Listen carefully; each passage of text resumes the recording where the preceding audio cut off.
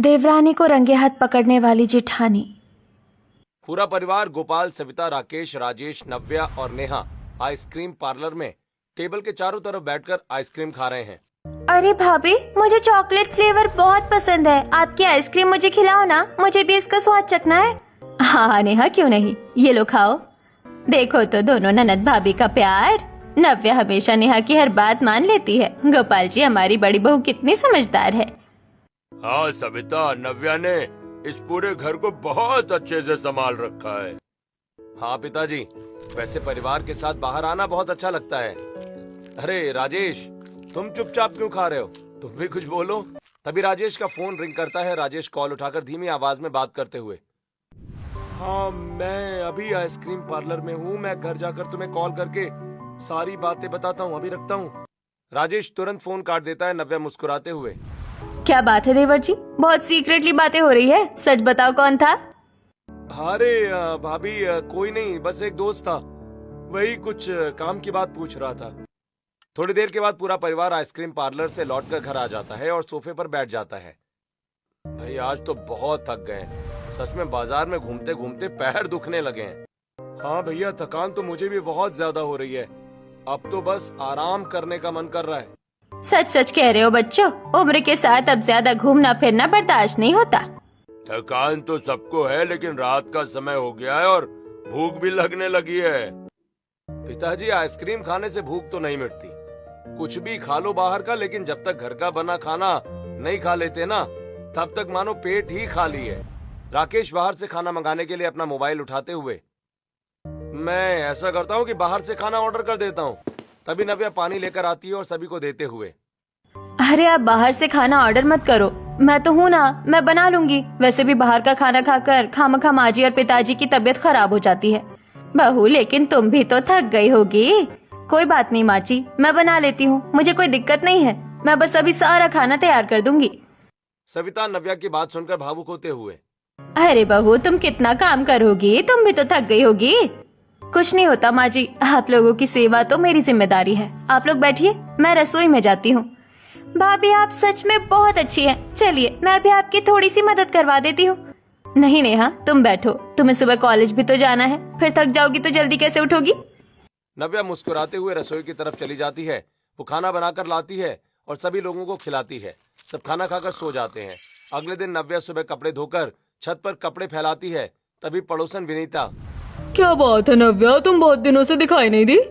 हाँ विनीता, घर में काम ही इतना रहता है कि छत पर आने का मौका ही नहीं मिलता।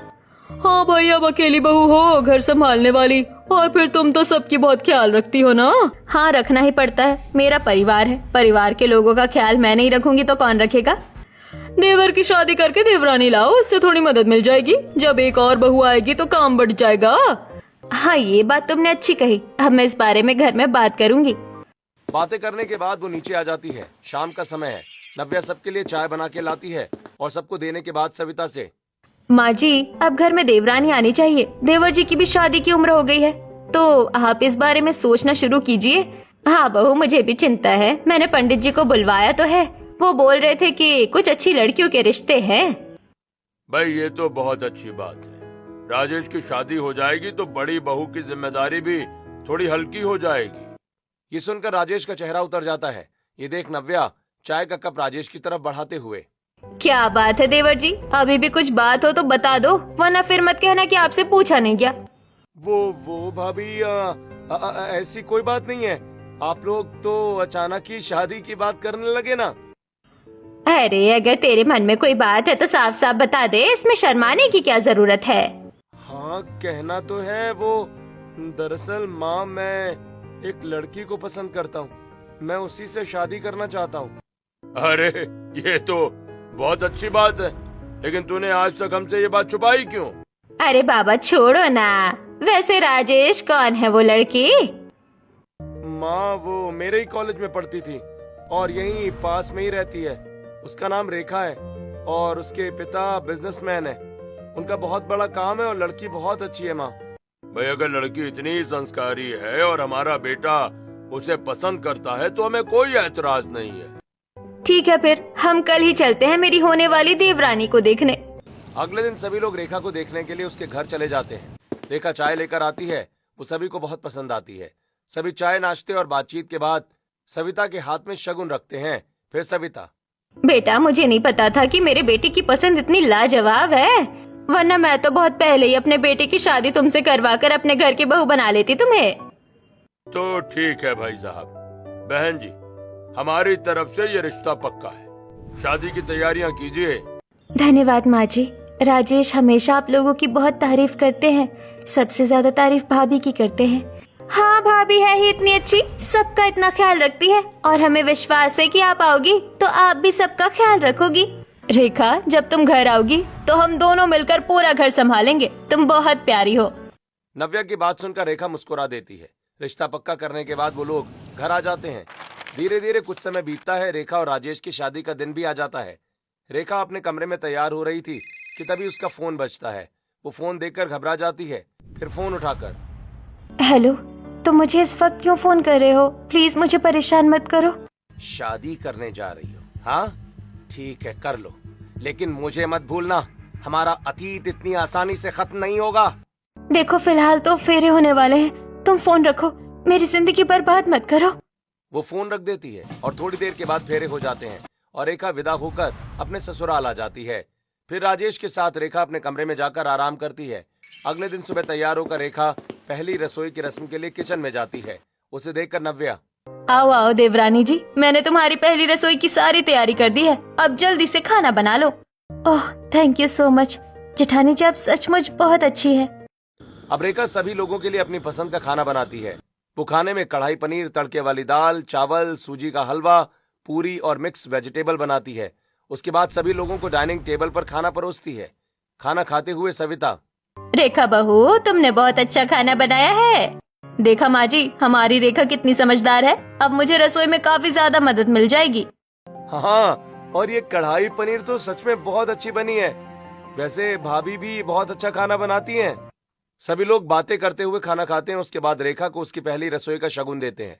ऐसे ही दिन बीतने लगते हैं और रेखा नव्या के साथ घुल मिलकर घर और रसोई संभालने लगती है।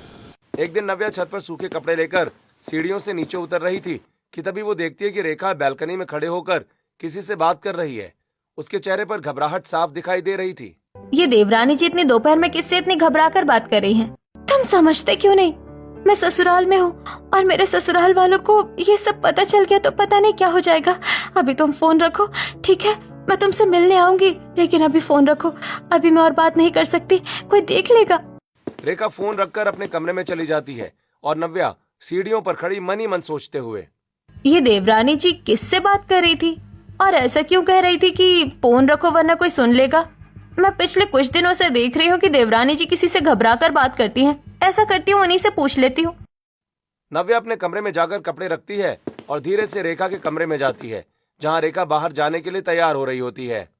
देवरानी जी, आप दोपहर में तैयार होकर कहाँ जा रही है? क्या कोई जरूरी काम है? कुछ नहीं जेठानी जी, बस मेरी कुछ चीजें खत्म हो गई थी, इसलिए मार्केट जा रही हूँ, थोड़ा सामान लाना है। अच्छा तो अकेले क्यों जाओगी, मैं भी चलूं? चलिए दोनों साथ मिलकर चलते हैं। नहीं नहीं, आप मत जाओ, बस मुझे 10 मिनट का काम है और फिर हम दोनों चले जाएंगे तो शाम का खाना कौन बनाएगा? अच्छा चलो ठीक है, आप कहती हो तो मैं रुक जाती हूँ, बस आप जल्दी वापस आ जाना। रेखा चली जाती है। रेखा को इस तरह अचानक बाहर जाता देख नव्या मन ही मन, अचानक देवरानी जी आके जा कहाँ सकती है? कहीं कुछ गड़बड़ तो नहीं? मुझे इन पर नजर रखना होगा। अब नव्या रसोई में जाती और खाना बनाने लगती है। वो खाने में पनीर की सब्जी बनाती है। सब्जी बनाते हुए मन ही मन, विनीता को पनीर की सब्जी बहुत पसंद है, ऐसा करती हूँ थोड़ी पनीर की सब्जी उसे भी दे आती हूँ। नव्या थोड़ी सी सब्जी कटोरी में डालकर विनीता के घर जाने के लिए निकल जाती है।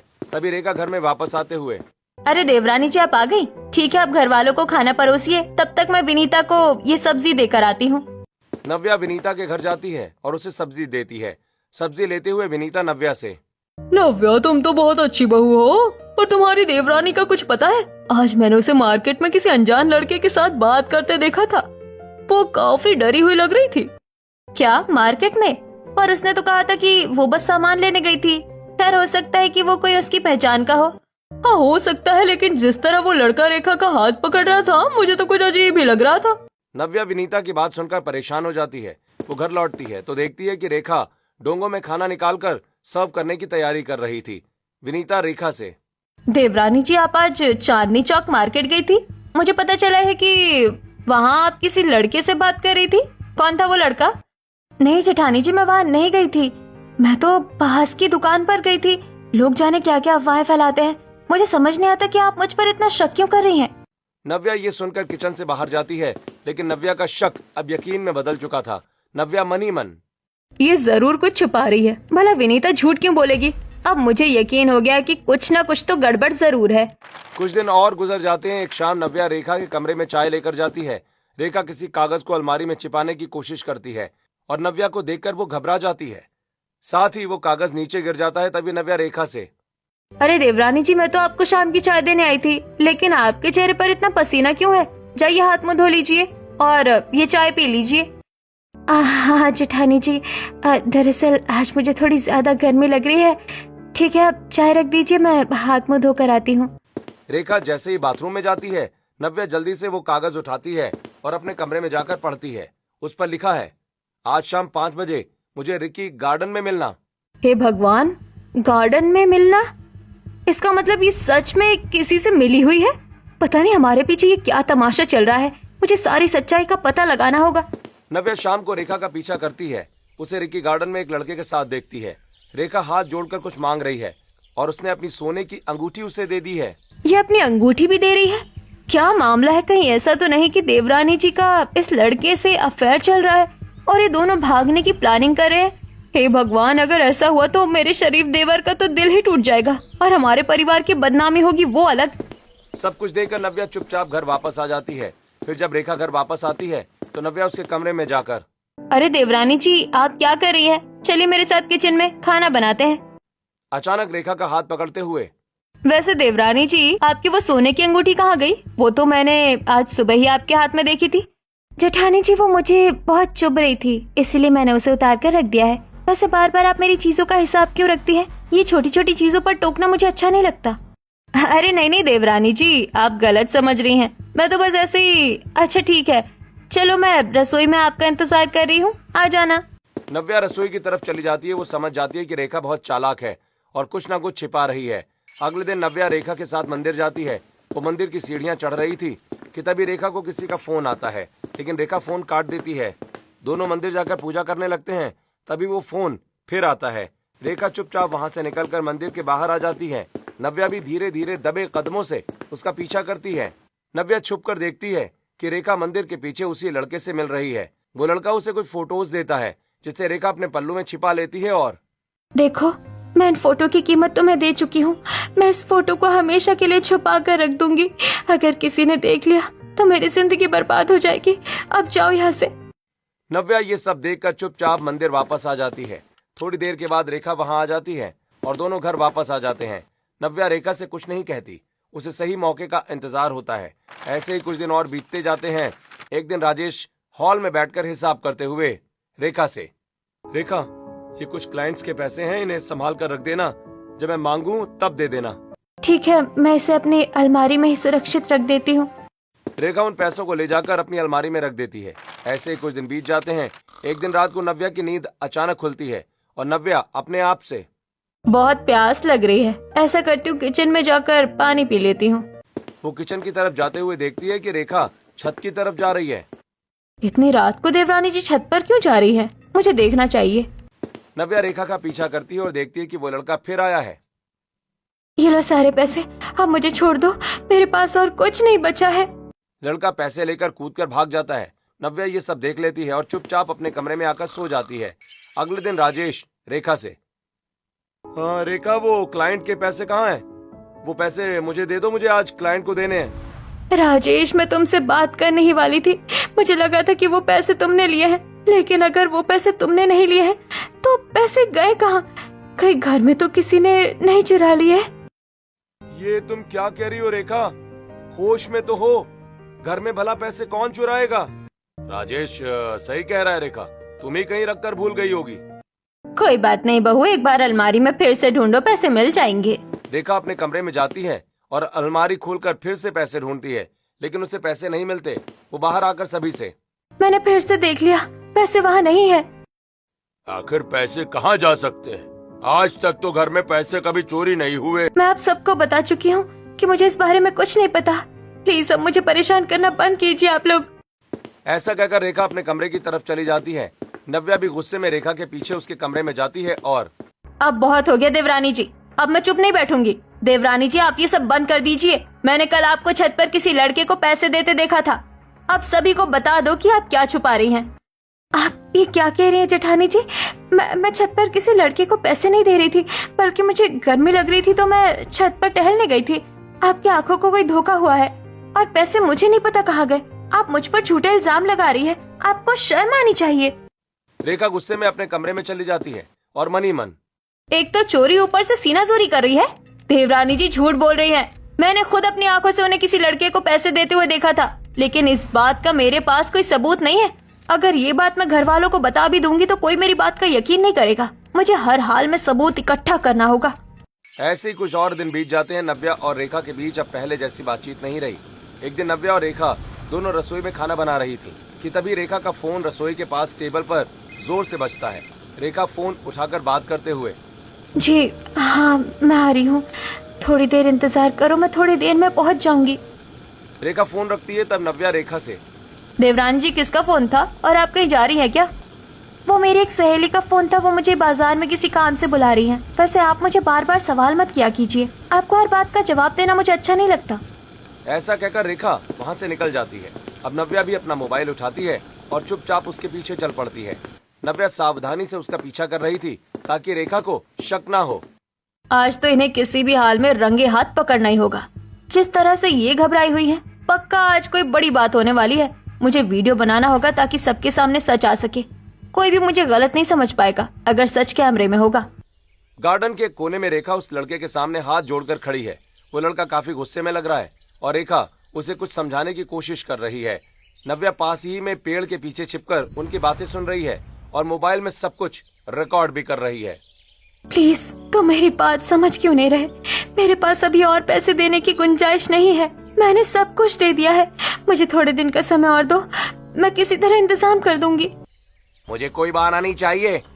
अगर कल तक पैसे और बाकी जेवर नहीं मिले तो मैं सब कुछ तुम्हारे घर वालों को बता दूंगा। फिर देख लेना तुम्हारी ये बनी बनाई इज्जत कैसे मिट्टी में मिलती है और तुझे तेरे ससुराल वाले घर से बाहर कैसे निकालते हैं। नहीं नहीं राहुल, ऐसा मत करना प्लीज। मैं तुम्हें और पैसे दे दूंगी, तुम चिंता मत करो, बस तुम चुप रहना।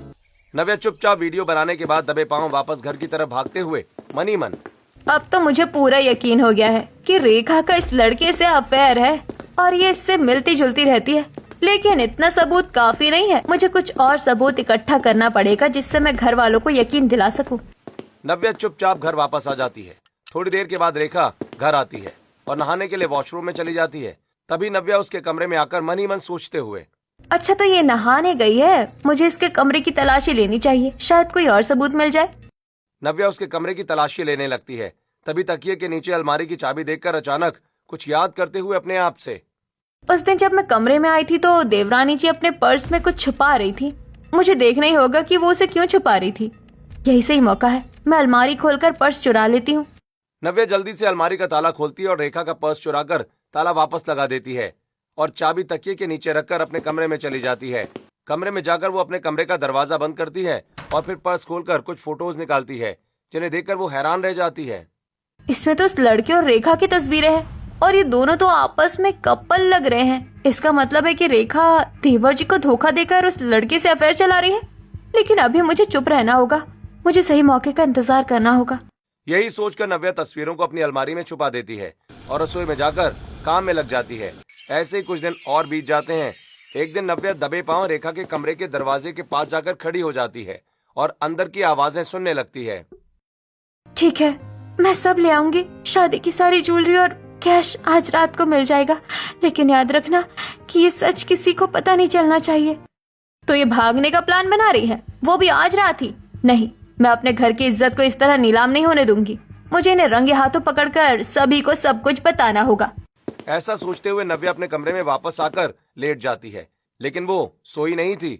जैसे ही रात को रेखा के कदमों की आहट आती है, नव्या जल्दी से उठकर हॉल में आती है और हाथों में बैग लिए हुए बाहर जा रही रेखा को रोकते हुए, कहाँ जा रही है देवरानी जी? इतनी रात को अपना सामान लेकर आज मैंने आपको रंगे हाथों पकड़ ही लिया, अब और झूठ मत बोलना। नव्या रेखा के सामने खड़ी हो जाती है। तब रेखा गुस्सा होते हुए, जेठानी जी मेरा रास्ता छोड़िए प्लीज, मैं कहीं नहीं जा रही, बस ये सामान रखने के लिए माँ जी के कमरे में ले जा रही थी।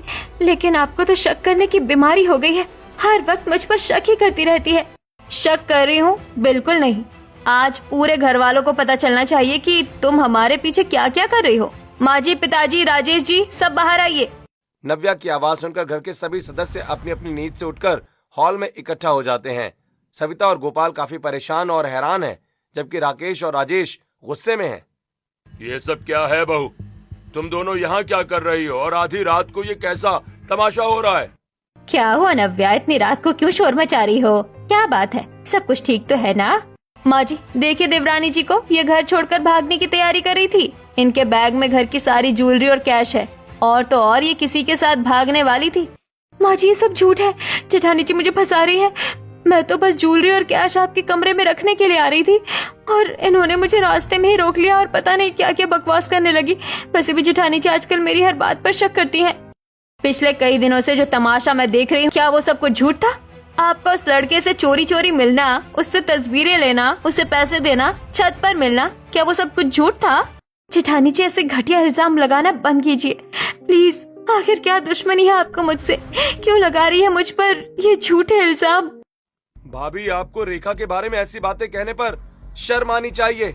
भैया आप सही कह रहे हैं, लेकिन भाभी ने कभी किसी के बारे में ऐसी बातें नहीं की। आज वैसी बातें कर रही हैं तो कोई तो वजह होगी ना?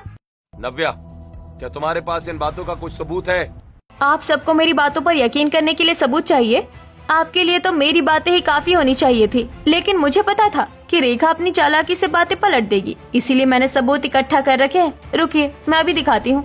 नव्या अपने कमरे में जाती और वो तस्वीरें लाकर टेबल पर रखते हुए और फिर अपना मोबाइल भी दिखाते हुए, देखो ये तस्वीरें, और ये रहा वो वीडियो जिसमें ये उस लड़के से बात कर रही है। ये तुम्हें ब्लैकमेल कर रहा था रेखा? राजेश फोटोज और वीडियोस देखता है। उसका चेहरा गुस्से से लाल हो जाता है। वो अपना आपा खो देता है और रेखा को एक जोरदार थप्पड़ जड़ देता है। तुमने मेरे साथ इतना बड़ा धोखा किया। हमने तुम पर भरोसा किया और तुम हमारे घर को लूट कर भागने की कोशिश कर रही थी। निकल जाओ इस घर से अभी। रुकिए, अगर मैं निकल जाऊंगी तो आप कभी सच नहीं जान पाएंगे। रेखा फूट फूट कर रोने लगती है और अपनी पुरानी जिंदगी के पन्नों को पलटना शुरू करती है। उस समय रेखा और राहुल साथ में कॉलेज में पढ़ते थे। वो अक्सर गार्डन में झूला झूलते, आइसक्रीम खाते, साथ में जिंदगी बिताने के सपने देखते थे। राहुल, आखिर हम कब तक छुप छुप कर ऐसे ही मिलते रहेंगे? अब हमें शादी कर लेनी चाहिए। शादी तो मैं भी तुमसे करना चाहता हूँ, लेकिन तुम्हारे अमीर पिताजी कभी मेरी शादी तुम्हारे साथ करने के लिए राजी नहीं होंगे। राहुल, मुझे किसी की परवाह नहीं है।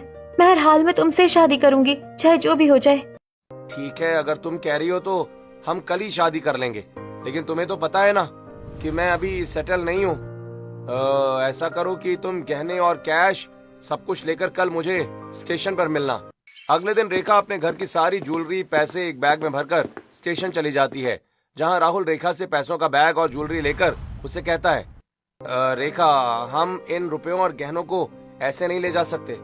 मुझे पैसे बैंक में डिपॉजिट करने होंगे और गहनों को भी बेचना होगा। तुम मेरा इंतजार करो, मैं थोड़ी देर में आता हूँ। रेखा काफी देर तक स्टेशन पर राहुल का इंतजार करती रही, लेकिन राहुल नहीं आया। शाम हो गई।